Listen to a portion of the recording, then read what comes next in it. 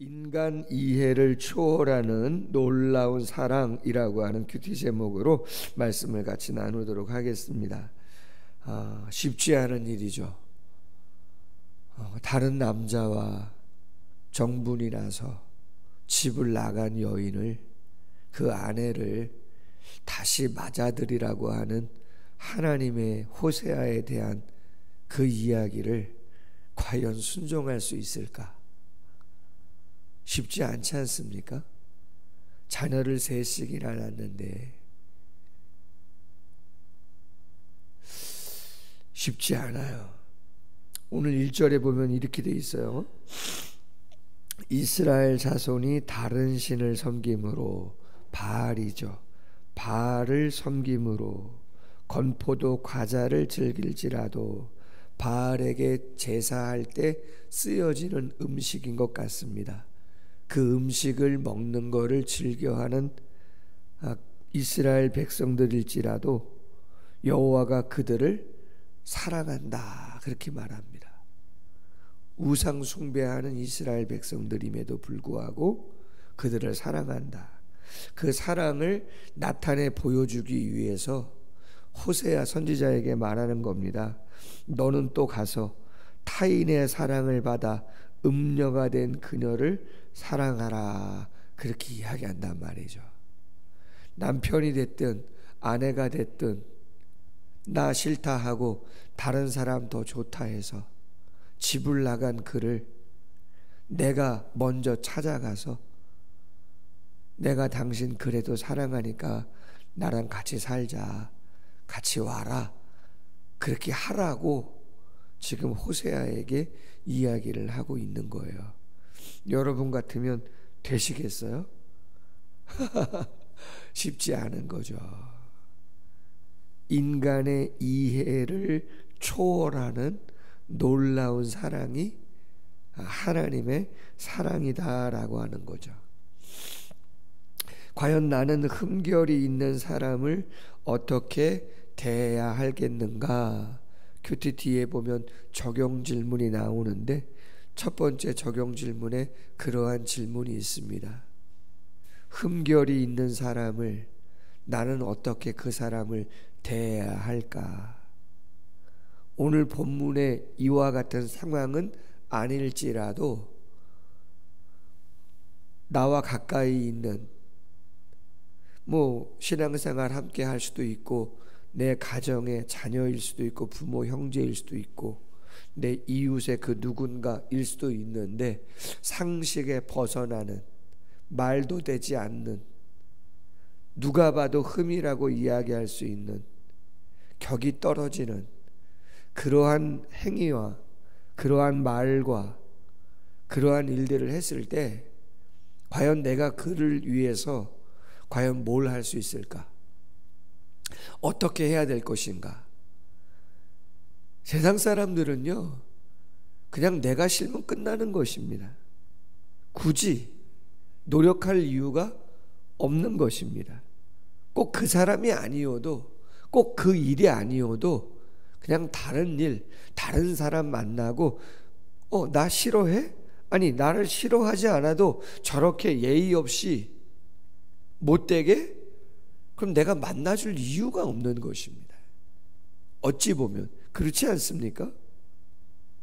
내가 싫어하는데 굳이, 내가 싫다는데 굳이 그렇게 안 해도 얼마든지 다른 사람 만나서 다른 모임 하면서 그렇게 지내면 됩니다. 그런데 우리는 그리스도인들입니다. 하나님의 자녀입니다.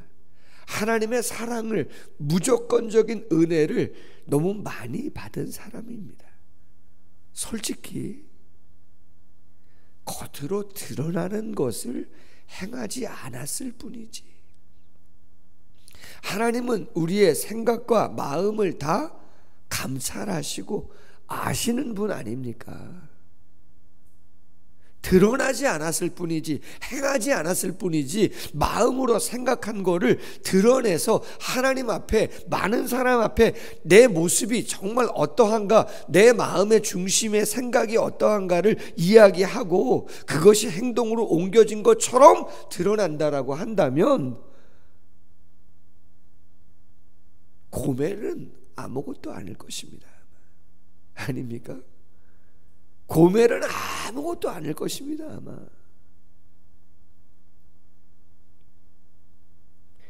형제에게 욕을 한 사람은 살인을 한 사람이라고 이야기했고, 음욕을 품어도 간음한 것이라고 했고, 탐심으로 다른 사람의 물건을 갖고 싶은 마음을 갖기만 해도 벌써 하나님 앞에서는 도적질을 한 것이라고 이야기했기에, 하나님의 기준은 세상 기준이 아니잖아요. 그리고 그 사랑으로 우리를 품어주셨기에 솔직히 순종해야 되는 것이 맞는 거죠. 순종을 해야 되는 것이 맞는 것인데 쉽지가 않습니다. 로마서 5장 7절이야 의인을 위하여 죽는 자가 쉽지 않고 선인을 위하여 용감히 죽는 자가 혹 있거니와 우리가 아직 죄인 되었을 때에 그리스도께서 우리를 위하여 죽으심으로 하나님께서 우리에 대한 자기의 사랑을 확증하셨느니라. 우리도 죄인이었고 10절 말씀에 보면 하나님 앞에 우리가 원수와 같은 존재였다 그렇게 이야기하거든요. 그래서 여러분 정말 우리가 애써야 되는 것은 모르겠어요. 앞으로 시간이 더 많이 지나가면 다른 어떠한 영적인 깨달음이 더 많이 있을 수도 있겠지만 지금까지 신학을 공부하고 사역을 감당하면서 목회 활동을 하면서 깨달았던 것들 다 나누긴 어렵지만 좀 생각해 본다면 역시 신앙생활은 자존심 갖고 할 수 있는 것은 아닙니다.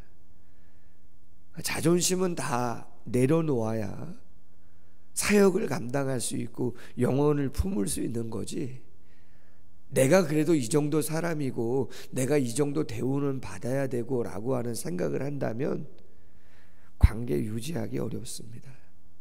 내가 먼저 가서 손 내미는 거 되지 않습니다. 그것은 자존심을 세울 때는 그러한 일은 거의 불가능한 일들입니다. 하나님이 자존심을 세우셨나요? 나와 바알을 비교한다고? 나를 그렇게 무시했다고? 그래 어디 너희들 두고 봐라 라고 했으면 되지 않는 이야기들인 것이죠. 그래서 여러분 사랑이 많은 사람이 우는 거예요. 제가 어제 영혼들을 생각하는 마음 때문에도 그랬고, 몰라요, 하나님이 은혜를 주셔서 잠깐 눈물을 흘렸더니 새벽에 어느 성도님이 카톡을 보내셨더라고요.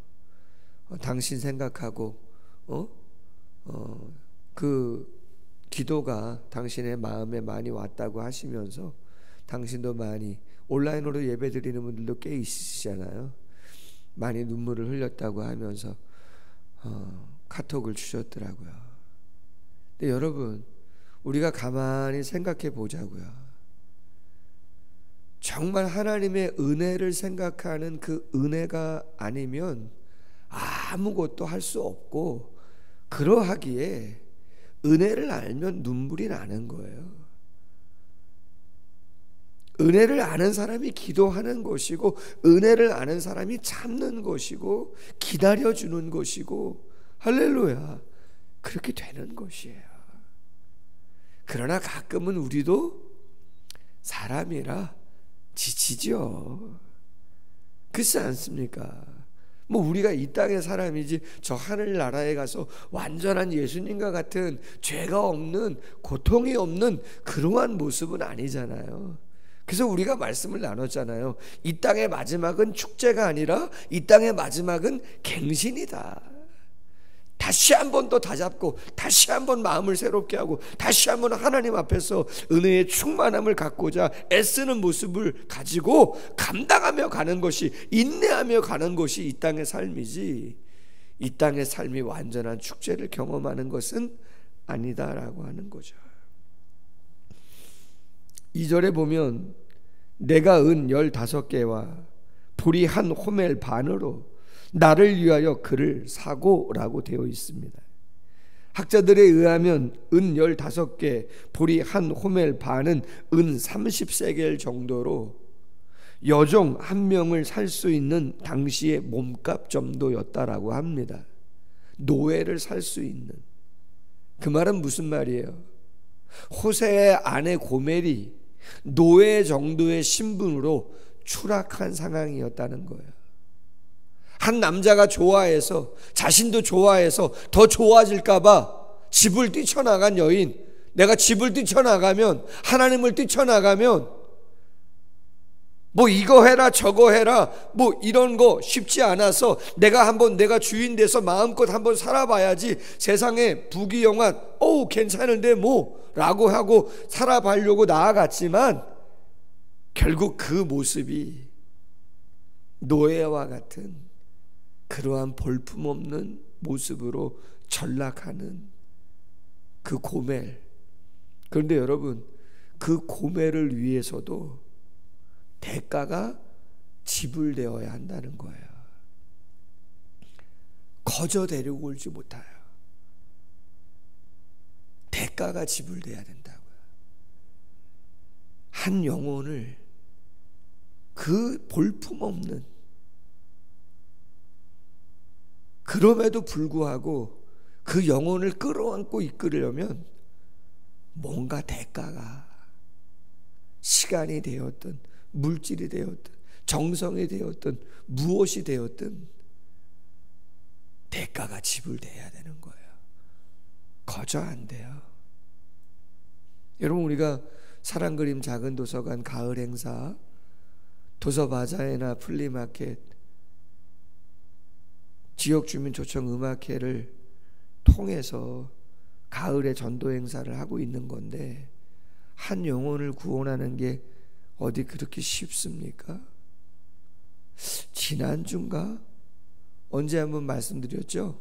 이창묵 어르신이라고 여기 궁촌마을에 사시는 어르신인데, 제 전도 대상자여기도 했는데 교회에 오시고 몇 번 오시기도 했는데, 따님이 혼자 사시거든요. 사별하시고 어르신 80이 넘으셨는데 독거노인이죠. 반지하에 사시고, 저희가 사랑의 김장 나누기도 가끔 했고 우리 강권사님이 많이 애쓰시고 하셨는데 천안으로 이사 가셨어요. 근데 지난주 교회 주말에 토요일날 돌보고 있는데 전화가 왔어요. 안부 전화 드리려고 한다고, 목사님 감사했다고. 할렐루야. 참 감사하죠. 참 감사해요. 해드린 거 별로 없는 것 같은데, 근데 솔직히는요, 언제 한번 말씀드렸었나? 한 2년 3년 전인데 겨울이에요. TV가 안 나온다고 그러시더라고요. 오래 썼는데 TV가. 아, 그래요? 그럼 뭐 그거 AS 받아야 되는 거잖아요. 그래서 가가지고 TV가 엄청 커요. 오래된 거라서 그런지. 그래서 그거를 제가 들어가지고 교회 차에 실어서 삼성 센터에 가지고 가가지고 그것도 고쳤다 그래서 갖다 주는데, 그게 좀 무거워서 제가 잘못 들었는지 허리가 좀 삐끗삐끗했었거든요 그때. 그래서 한의원 가서 허리 침 맞고 그랬거든요. 여러분, 거저되는 거 없어요. 아멘. 거저되는 거 아무것도 없어요. 마음을 쓰든 물질을 쓰든 시간을 내든 우리가 뭔가 대가를 지불해야. 그렇죠. 그에게 이르기를 너는 많은 날 동안 나와 함께 지내고 음행하지 말며 다른 남자를 따르지 말라. 나도 내게 그리하리라. 안타까운 것은 숙려기간이 필요합니다. 여러분, 집 떠난 아내, 집 떠난 남편 데리고 왔지만 바로 예전 같을 수 있겠어요? 사람 마음이라는 게 아니에요. 숙려기간이 필요해요. 결단은 내렸지만 사람의 마음이 쉽지 않아요. 숙려기간이 뭐예요? 이스라엘 백성 가운데는 바벨론 포로기라고 할 수 있어요. 학자들이 오늘 4절 말씀은 그 기간이 아니겠는가 그렇게 해석합니다. 이스라엘 자손들이 많은 날 동안 왕도 없이 지도자도 없이 제사도 없이 주상과 에봇과 드라빔도 없이 지내다가 포로로 끌려가서 거기서 하나님께 예배할 수 있습니까? 왕이 어디 있고 지도자가 어디 있고 제사장이 어디 있습니까? 자기들이 믿던 신도 이방의 신을 믿어야 하기에 할 수 없는, 아무것도 할 수 없는 상태에 지내게 되어지는 거죠. 그리고 그 숙려 기간 동안에 무슨 생각을 하게 됩니까? 그래도 내가 고국에서 하나님을 섬겼을 그때가 가장 좋았던 때구나. 교회 안에, 예배 안에, 말씀 안에 있을 때가 가장 귀할 때이구나 깨닫게 되는 거죠. 할렐루야. 그리고 나서 5절 그 후에 이스라엘 자손이 돌아와 포로 귀환한 이후에 그들의 하나님 여호와와 그들의 왕 다윗을 찾고, 여러분 북이스라엘은 여로보암 때부터 다윗 왕조가 아닙니다. 여로보암 왕조, 오므리 왕조, 예후 왕조, 그렇죠? 그런 왕조들이 수도 없이 나왔단 말이에요. 근데 그 왕조 말고 정말 하나님께서 아브라함과 언약을 맺고 다윗 왕조를 통해서 이스라엘이 가장 강했던 그때를 추억하면서 다윗의 왕조를 사모하게 되어진다 이 말이죠. 그리고 궁극적으로는 오실 메시아를 생각하게 되어진다. 마지막 날 재림의 때 여호와를 경외함으로 여호와와 그의 은총으로 나아가게 될 것이다. 미래를 바라보면서 예언의 말씀을 주시고 있는 거죠. 말씀을 맺습니다. 이 땅에서는 완전한 사랑을 우리가 행하기는 솔직히는 한계가 있어요. 그러나 그 인간의 한계를 초월하는 그 사랑을 하나님이 우리에게 주셨습니다. 할렐루야. 바라기는 은혜를 아는 자가 더 많이 눈물을 흘리는 것이고 대가를 더 많이 지불하는 것이고 자존심 내려놓고 손을 먼저 내밀 수가 있는 것이죠. 여기 계신 분들이 그러한 사랑을 누구보다 많이 하신 분이라고 저는 확신합니다. 오늘도 그 누군가를 흠결이 있는 그를 조금 더 품고 여러분이 기도해 주심으로 아름다운 관계들이 회복되고 하나님이 기뻐하는 삶을 살아갈 수 있는 은혜가 있기를 주님의 이름으로 소원합니다. 기도하겠습니다. 하나님 아버지, 참 감사함을 드립니다. 하나님의 놀라운 무한한 은혜와 그 사랑을 말씀을 통하여 깨닫게 되어지고 겉으로 드러난 죄 말고 생각으로 마음으로 지은 죄가 어찌 보면 고멜보다 드러난 그의 행동의 죄보다 더 많이 있음을 부인할 수 없음을 아버지 하나님 이 시간 고백합니다. 교만할 것도 없습니다. 자만할 것도 자랑할 것도 그렇게 생각해 보면 많이 없습니다. 오직 긍휼히 여겨주시고 그럼에도 불구하고 하나님의 놀라운 은혜와 사랑이 우리와 함께하기에 다시 한번 소망을 삼고 그 사랑 받았사오니 그 사랑 나누라 호세아에게 이야기한 것처럼 우리도 대가를 지불하고 정말 하나님의 사랑이 가장 귀함을 그 사랑을 받은 자로서 나누어 주고 있는 것임을 그 누군가에게 깨닫게 함으로 그들 또한 하나님을 바라보고 하나님의 은혜 안에 거하게 하는 그러한 역사를 이루어가는 우리 모두가 될 수 있도록 하나님의 성령이 함께하여 주옵소서. 꼭 기도 시간에 만나 주시고 은혜 안에 우리가 거하고 있음을 확신할 수 있는 모두가 될 수 있도록 축복해 주옵소서. 예수님의 이름으로 기도하옵나이다. 아멘.